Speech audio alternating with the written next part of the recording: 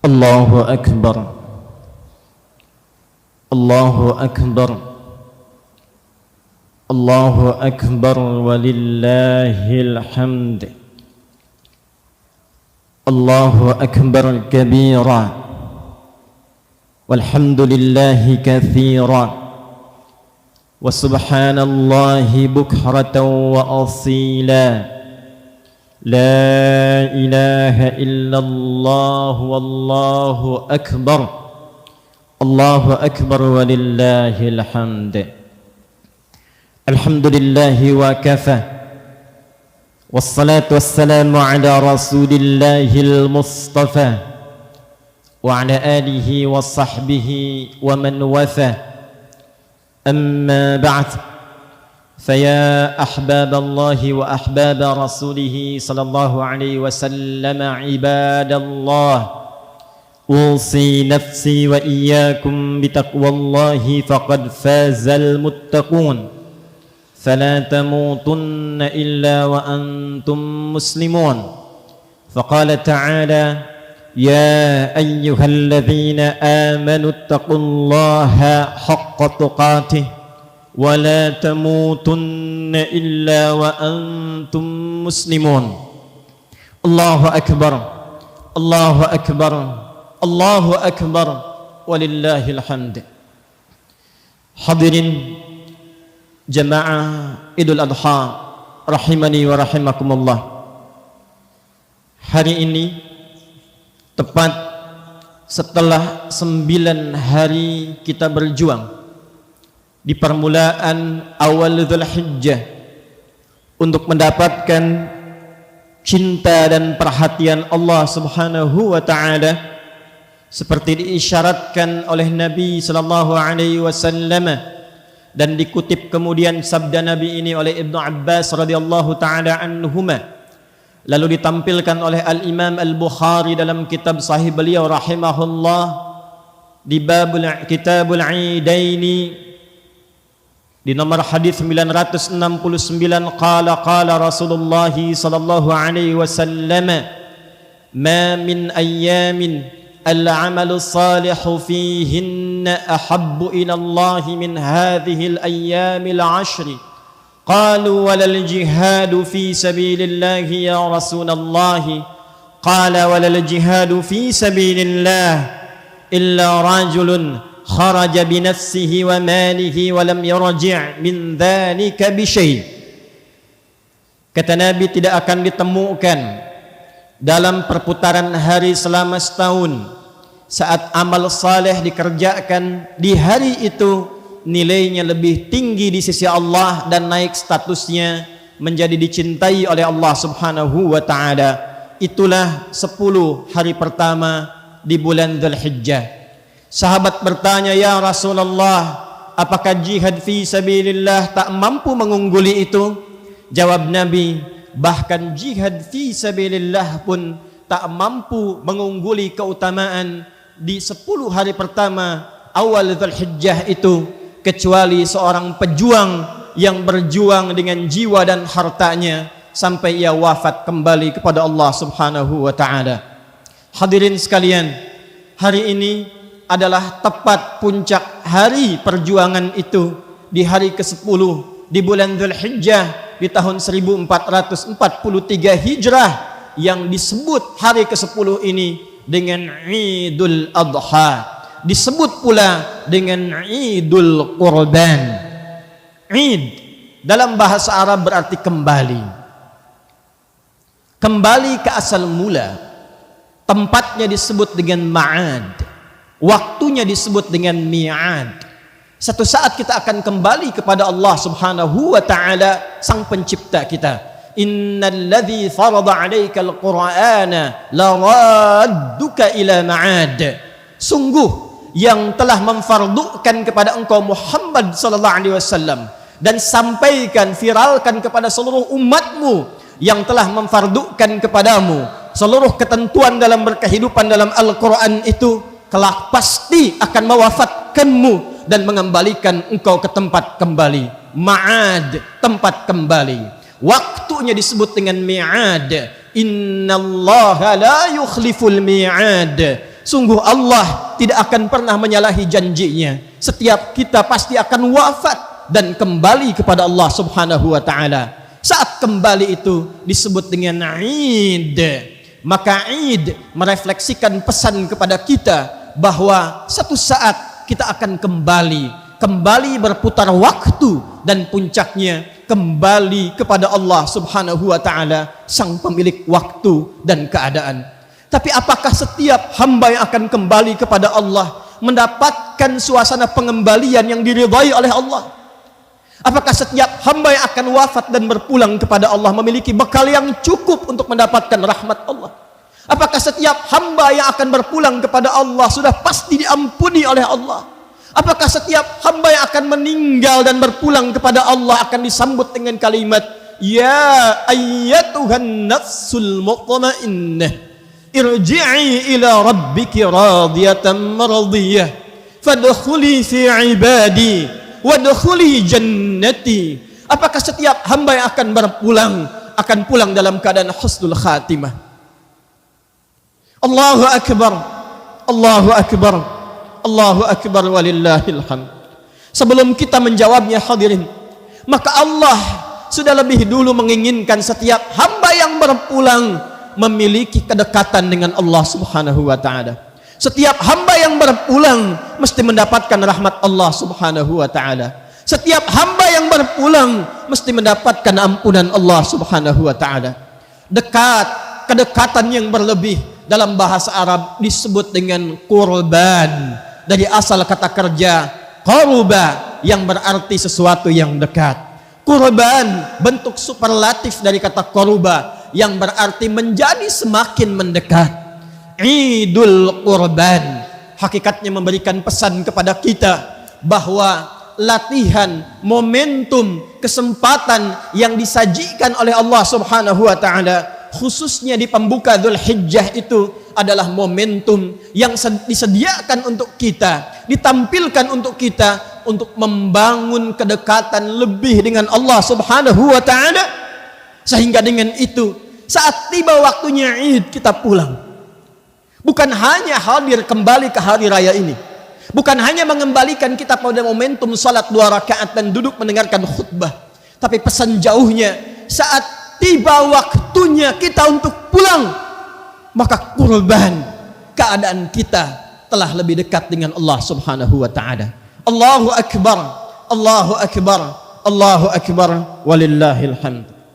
Hadirin, untuk melahirkan sifat kurban yang berkualitas itu, maka Allah memberikan kesempatan pada setiap hamba untuk menempuh 3 jalan yang berbeda jalannya tapi serupa esensinya.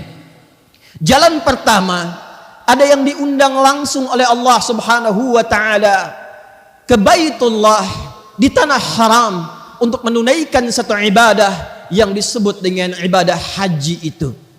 Hakikat haji tertumpu pada Arafah. Kata Nabi SAW dalam sabdanya yang populer, Al-Hajju Arafah. Puncak haji itu ada pada momentum Arafah. Dalam Arafah disebut dengan Arafah bukan sekedar datang, duduk, diam, tapi disebut dengan wukuf, berkontemplasi, mengenal diri, mengenal Allah, mengoreksi apa yang selama ini menjadikan seorang hamba jauh dari Allah Subhanahu wa taala. Kenapa selama ini dipanggil salat masih tunggu iqamat?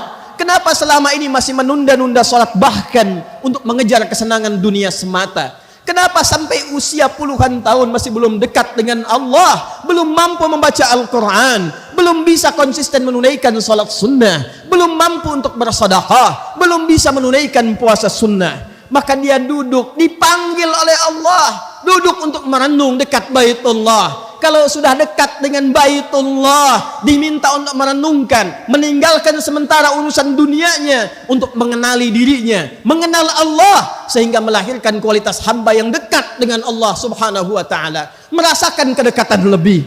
Karena itu ketika datang di dekat Ka'bah, dia merasa dekat dengan Allah. Ketika wukuf dia menangis, ketika wukuf dia bermunajat, ketika wukuf dia memohon rahmat. Itulah yang disebut dengan korban. Itulah yang disebut dengan korban.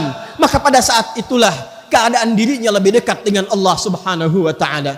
Maka hadirin, kalau Allah sedang mengundang dekat di dekat Ka'bah, wukuf di Arafah untuk mengenali dirinya, belum mampu dia mendekat kepada Allah, maka dengan cara apa lagi Allah mendekatkan hamba itu kepada Allah Subhanahu wa taala. Allahu akbar. Allahu akbar. Allahu akbar. Esensi haji Arafah puncaknya membangun kedekatan diri dengan Allah Subhanahu wa taala. Di hari ke-9 ia kerjakan. Tepat perpindah kemudian ke hari ke-10 dia menyadari ini yang menjadikan selama ini saya jauh dari Allah, tidak dekat dengan Allah, karena saya tidak mampu mengendalikan nafsu diri. Dikenal dengan Aqabah. Dikenal dengan Aqabah. Nafsu duniawi, nafsu untuk berbuat maksiat, itu yang menjauhkan diri dari Allah. Maka dia datang kemudian ke Muzdalifah, dia berzikir, ingat-ingat Allah. فَإِذَا أَفَضْتُم مِّنْ عَرَفَاتٍ فَاذْكُرُوا اللَّهَ عِندَ الْمَشْعَرِ الْحَرَامِ.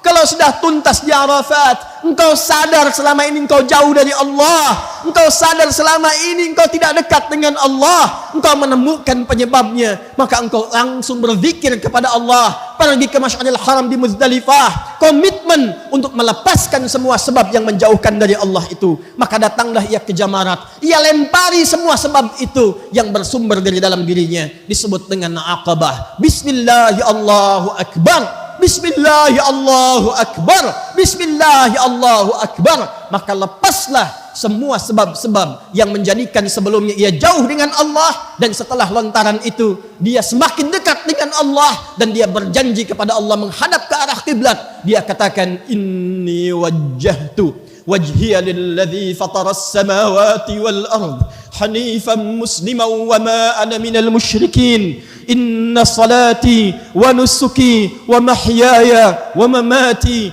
lillahi rabbil alamin la syarika lah wa bidzalika umirtu wa ana minal muslimin wa bidzalika umirtu wa ana awwalul muslimin. Ya Allah, sejak hari ini aku pasrahkan diriku, aku pasrahkan diriku untuk lebih dekat denganmu. Aku bersaksi menghadapkan diriku kepadamu, penguasa langit dan bumi semesta alam. Aku berjanji ya Allah, sungguh seluruh salatku, ibadahku, manasikku, bahkan hidupku, bahkan wafatku, bila pun engkau wafatkan aku di tempat ini, di tanah haram ini, aku berjanji akan menjadi muslim yang baik, tidak pernah menyekutukanmu. Sejak detik ini aku pasrahkan hidupku untuk menjadi muslim yang patuh kepadamu. Maka saat pulang ia ke tempat asalnya, ke negeri asalnya, hilang sifat-sifat buruknya, berganti sifat baiknya. Sifat baik yang lahir setelah buruknya sirna disebut dengan birrun, melekat kepada dirinya disebut dengan mabrurun. Maka disebutlah oleh Nabi, al-hajjul mabruru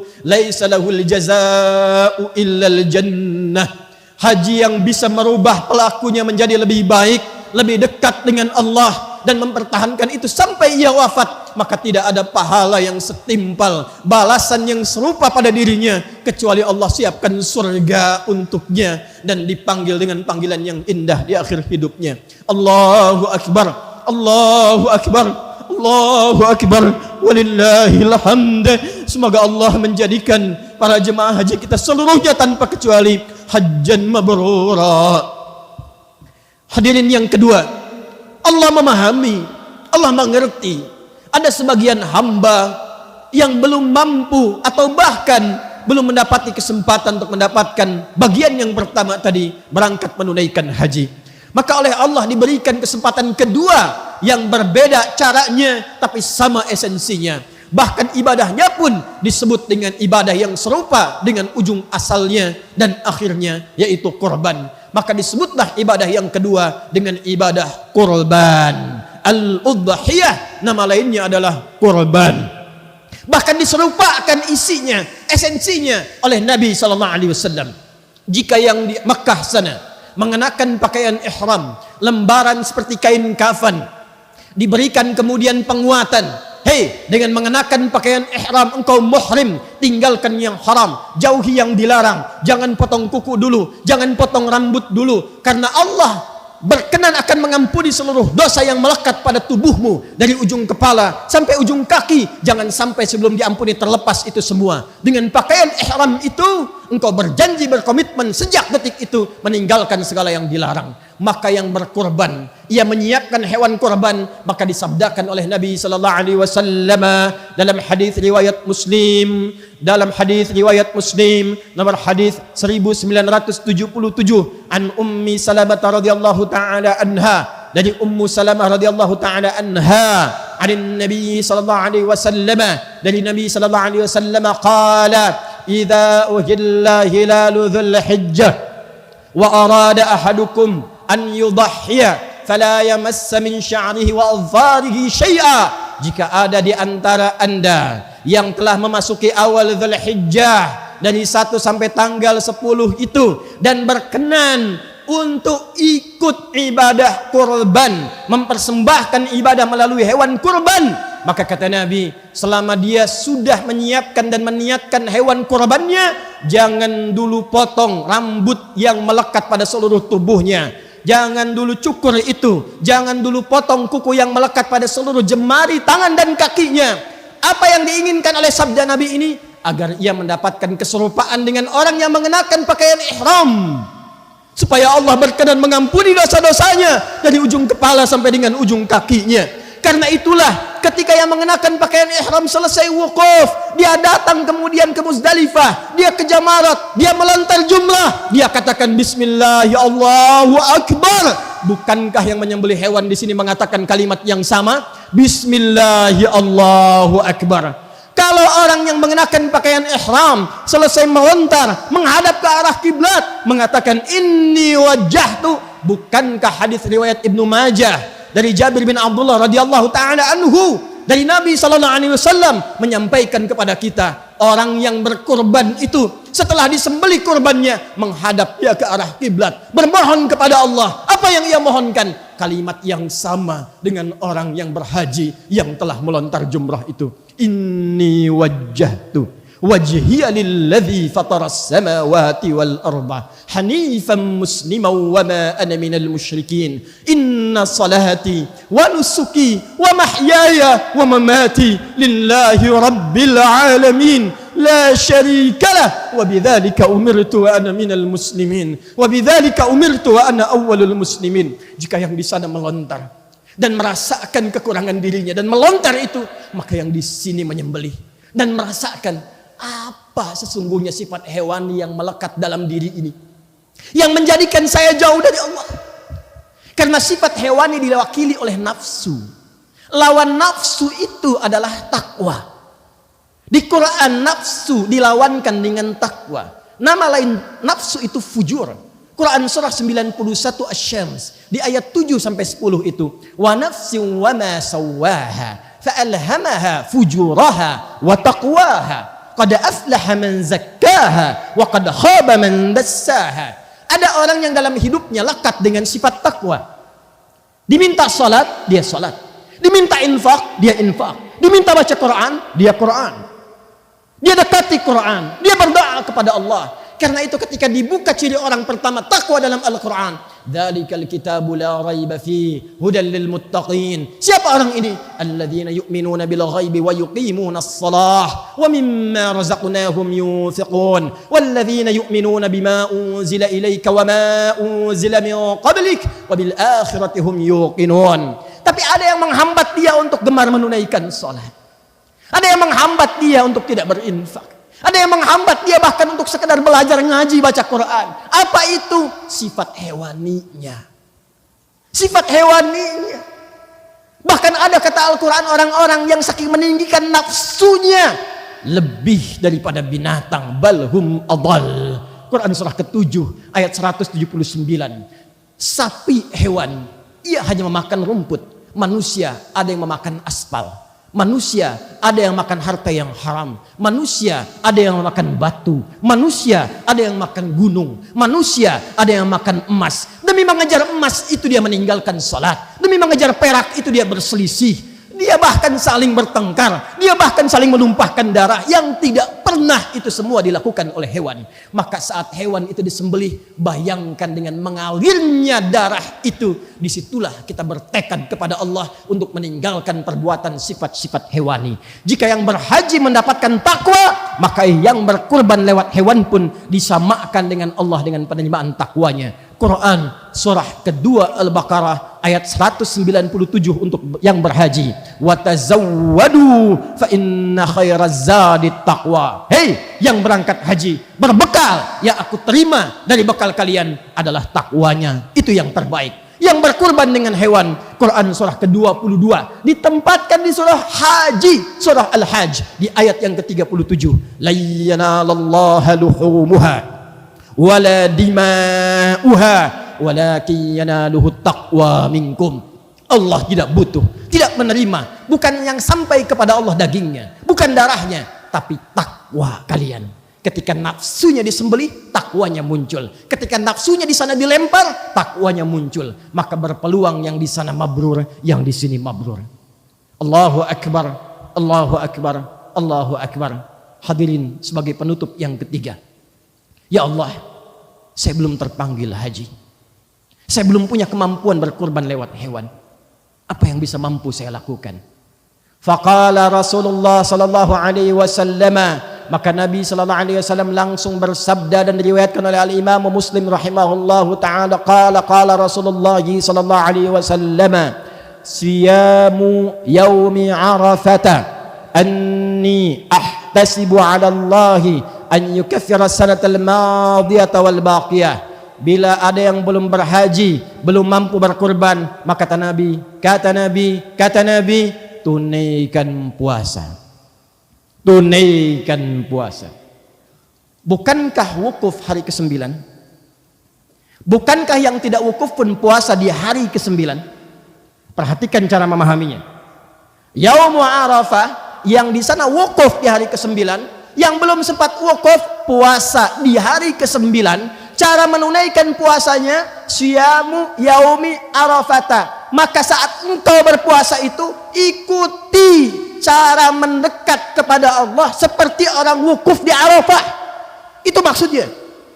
Bukan hanya menahan lapar dan haus, bukan hanya menahan syahwat, tapi saat puasa di hari ke-9 itu seperti orang wukuf mengoreksi diri, introspeksi, muhasabah. Maka kita pun yang di sini yang tidak berangkat menunaikan haji, maka introspeksi diri di hari ke-9 itu. Kita merenung, apa yang selama ini menjadikan saya salah sehingga tak mampu dekat dengan Allah? Apa yang menjadikan selama ini saya jauh dari Allah? Orang sebelum azan sudah siap-siap ke masjid.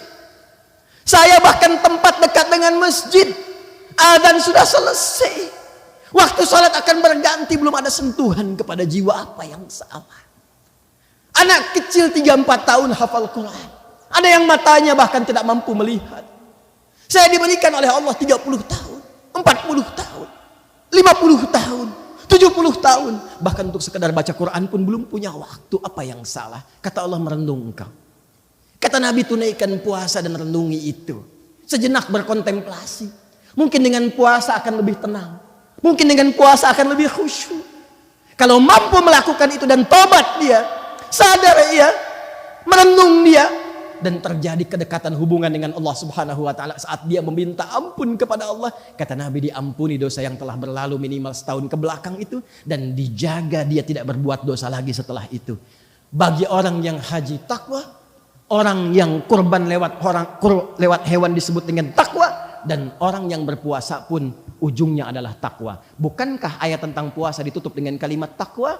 Kama kutiba 'alal ladzina min qablikum la'allakum tattaqun. Allahu akbar, Allahu akbar, Allahu akbar. Hadirin, tinggal kini kita harus mampu menempatkan diri kita di mana kita diinginkan oleh Allah dan Rasulullah sallallahu alaihi wasallam. Apakah berhaji? Apakah kurban lewat hewan? Ataukah dengan kemarin kita berpuasa? Atau ada saudara kita yang hari ini berpuasa? Maka buktikan dengan semua itu kita berhasil dengan pilihan itu dan menjadi lebih dekat dengan Allah Subhanahu wa taala. Jangan sampai mengorbankan hewan tapi tak mampu berkorban dekat dengan Allah Subhanahu wa taala. Saat nanti hewannya disembelih, menghadaplah ke kiblat. Duduk tenang, berdoa kepada Allah, mohon ampun. Saat ini kita bertakbir, yang berhaji kita doakan juga mabrur, tapi Allah menginginkan semua mendapatkan mabrur yang sama, baik yang haji ataupun yang tidak berangkat haji dengan amal yang telah diutarakan tadi. Ingat, Idul Kurban bukan sekedar mengembalikan kita dekat dengan Allah, tapi menyadarkan kita, hei, kamu itu satu saat akan pulang kepadaku. Engkau akan meninggal, kata Allah. Engkau akan wafat. Maka mumpung masih hidup, bangun kedekatan dengan Allah Subhanahu wa ta'ala. Jangan sampai setelah wafat termasuk golongan yang dikatakan fa asaddaqa wa aqum minas salihin. Ya Allah, beri kesempatan aku sedikit saja sekali lagi. Walaupun hanya seberapa detik, aku ingin memperbaiki hidup, beramal saleh. Namun sayang, kesempatan itu telah sirna. Maka kalau kita telah menyadari itu, silahkan bertakbir. Kalau belum sadar juga, renungkan ada 3 hari di hari tasyrik. Karena 3 hari tasyrik hakikatnya renungan. Qala Allah Ta'ala fi suratil Baqarah di ayat ke-203. Wadhkurullaha fi ayyamin ma'dudat. Kalau belum sadar juga akan pulang, belum ngerti juga sampai hari ke-10 ini, 3 hari renungi diri. Karena itu disebut dengan harinya hari Muna. Hari berharap supaya lebih baik. Hari berharap dekat dengan Allah. Hari berharap menjadi hamba yang lebih baik, dekat dengan Allah Subhanahu wa ta'ala. Disitulah kita memperbanyak takbir. Di situ kita kemudian memperbanyak rahmat Allah diharapkan dengan berdoa memohon kebaikan. Allahu Akbar, Allahu Akbar, walillahil hamd. Mari kita berdoa. Semoga doa kita melembutkan hati kita, menjadikan hati kita tertaut dekat dengan Allah Subhanahu wa ta'ala, dan dengan itu diterima amal ibadah kita. Alhamdulillahi Rabbil Alamin. Nahmaduka ya Allah hamdan kama alamtana an nahmadak. ونشكرك شكرا كما علمتنا أن نشكرك أنت المقدم أنت المؤخر بيدك الخير إنك على كل شيء قدير اللهم صل وسلم وبارك على حبيبك الكريم رسولك المصطفى الأمين سيدنا محمد وعلى آله وصحبه أجمعين ربنا لا تدع لنا في مقامنا هذا وفي كل مقام إلا غفرته إذا كان له ذنب يا الله jika ada satu pun di antara kami saat ini hamba-hambamu yang datang dengan lumuran dosa, jangan biarkan ia pulang meninggalkan tempat ini ya Allah, meninggalkan area rumahmu ini ya Allah, kecuali engkau telah ampuni seluruh dosa-dosanya. Wala hamman illa farrajtah. Jika ada di antara kami yang datang membawa kegelisahan, jangan biarkan ia pulang kecuali engkau telah tenangkan keadaan jiwanya.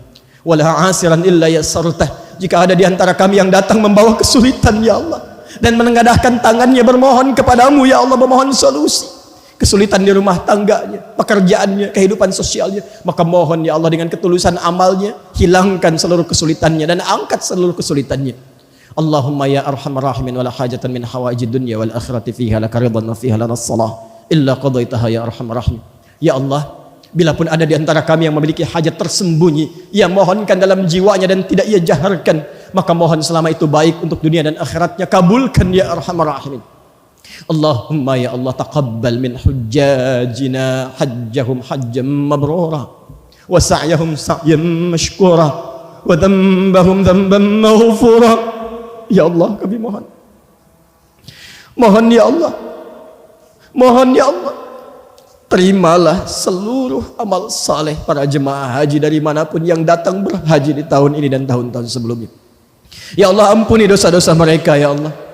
Terima usaha kerja keras mereka untuk beribadah ya Allah, dan jadikan haji mereka haji yang mabrur. Allahumma taqabbal minna qurbanana bil udhiyatina ya Allah ya arhamar rahim. Taqabbal minna qurbanana ya Allah bi udhiyatina ya arhamar rahim. Ya Allah, jika ada yang ingin mendekat kepadamu lewat hewan kurban, maka mohon terima kurban mereka ya Allah, dan jadikan dengan hewan itu merubah diri mereka lebih dekat kepadamu ya arhamar rahim. Tanamkan jiwa takwa dalam mereka dan jauhkan mereka dari pengaruh nafsunya. Allahumma ya arhamar rahimin taqabbal minna siyamana siyama yaumi arafah ya arhamar rahimin. Bila pun ada yang mendekat kepadamu dengan puasa Arafah dan perenungan itu, maka mohon ya Allah, terima siam mereka ya Allah, dan jadikan puasa yang mereka tunaikan mampu merubah diri kami lebih baik dekat denganmu ya arhamar rahimin. Allahumma iza kana hunalika baqiyata ayyamina faj'al baqiyata ayyamina hayatan thayyibah. Ya Allah, jika memang takdir hidup kami engkau berikan kesempatan lebih baik untuk menjalani sisa hidup kami, maka mohon jadikan sisa hidup kami lebih baik daripada sebelumnya, sesuai dengan apa yang engkau inginkan ya arhamar rahimin, kama tuhibbu wa tarda. Wa idza kana hadzal yaum min akhir ayyamina faj'al akhir yaumina husnul khatimah. Ya Allah, jika memang hari ini kami mesti kembali kepadamu, wafat kembali, maka mohon jadikan akhir wafat kami husnul khatimah.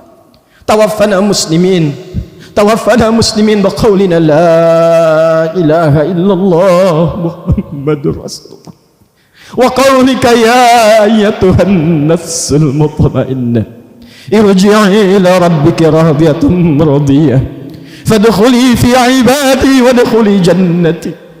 Ya Allah, jika kalah kami masuk dalam sakaratul maut kami, maka ringankan lisan kami untuk mengucap kalimat la ilaha illallah Muhammadur Rasulullah, dan mohon ringankan sakaratul maut kami dengan jawabanmu yang indah. Hei jiwa-jiwa yang tenang, ya ayyatuhan nafsul mutmainnah irji'i ila rabbika radiyatan maradiyah. Cepat pulang kepada Rabbmu, aku ridha dengan amalmu, engkau pun akan ridha dengan pemberianku. Fadkhuli fi ibadi wadkhuli jannati, masuk dalam golongan hamba-Ku, aku siapkan surga untukmu. Allahumma ighfir lana kal aba idza kana hunalika ba'dul ma'asi min azwajina wa dhurriyyatina bisababina. Ya Allah, ampuni kami dosa para ayah. Ya Allah, jika memang istri kami, anak-anak kami bermaksiat karena kami, ya Allah. Waghfir lana ummahat idza kana hunalika min azwajina wa dhurriyyatina 'amilul ma'siyah bisababina.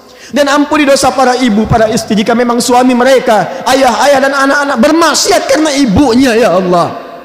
Waghfir lana kal aulad wa dhurriyyah idza kana hunalika al aba ibta'adu anka bisababina, ya Allah.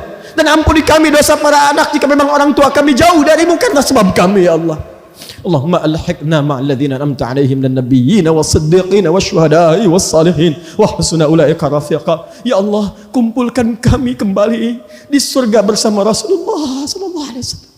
Orang-orang saleh, para syuhada dengan keluarga besar kami, dengan tetangga-tetangga kami, dengan teman-teman kami, dengan kerabat-kerabat kami, di komplek kami, ya Allah, di tempat kami, di bangsa kami, di negeri kami.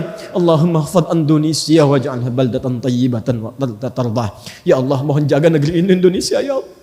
Jauhkan dari perpecahan, ya Allah. Satukan kami, ya Allah. Jauhkan kami dari perselisihan, ya Allah. Berikan bimbingan kepada para pemimpin kami agar bersikap adil dalam kepemimpinannya, dan lindungi mereka dari keburukan, ya Allah. Allahumma hafadh ulama'ana waj'alhum mukhlasin lakad-din. Dan mohon jaga para ulama kami, ya Allah. Jauhkan mereka dari perselisihan, ikhlaskan hati mereka. Berikan bimbingan mereka supaya lebih taat kepadamu, ya Allah. Rabbana atina fid dunya hasanah wa fil akhirati hasanatan wa qina adzabannar. Ya Allah, anugerahkan segala kebaikan yang mampu kami dapati di dunia ini, dan kemuliaan di akhirat yang mampu kami raih. Dan kami tidak sanggup, ya Allah, mendengar kata neraka, maka mohon lindungi kami dari ancaman neraka. Bifadlika subhana rabbika rabbil izzati amma yasifun wassalamun alal mursalin subhanaka Allahumma wa bihamdika nashhadu an la ilaha illa anta nastaghfiruka wa natubu ilaik wa akhiru da'wana alhamdulillahi rabbil alamin. Hadirin sekalian, demikian khutbah Idul Adha yang disampaikan. Saya mengajak kepada seluruhnya untuk lebih mendekatkan diri kepada Allah, bangun persatuan, harmoni, cintai saudara-saudari kita. Sekalipun ada perbedaan menunaikan Idul Adha, perbedaan itu jadikan untuk saling mencintai dan mendekatkan diri kepada Allah. Jangan saling mencela, jangan saling mengguguli, dan jadikan itu sebagai momentum untuk saling melangkur dan mencintai. Barakallahu li wa lakum fil Qur'anil azim wa nafa'ani wa iyyakum bima fihi minal ayati wa dzikril hakim wa taqabbala minni wa minkum tilawatahu innahu huwas sami'ul azim innahu huwas sami'ul alim innahu huwas sami'ur rahim. Assalamu alaikum.